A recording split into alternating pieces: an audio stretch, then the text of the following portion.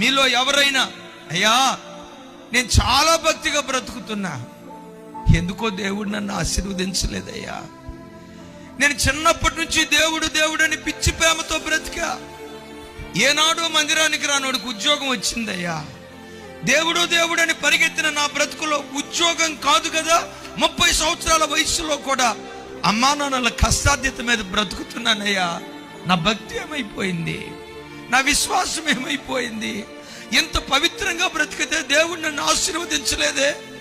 మీలో ఎవరైనా దిగులుతో వచ్చారా? మీలో ఎవరైనా కన్నీళ్లతో వచ్చారా?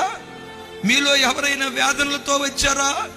నా భక్తి ఏమైపోయిందో నాకు అర్థం కాలేదయ్యా, శ్రమల చేత కొట్టబడుతున్నా, అల్లాడిపోతూ ఈ రాత్రి ఎవరైనా వచ్చారా?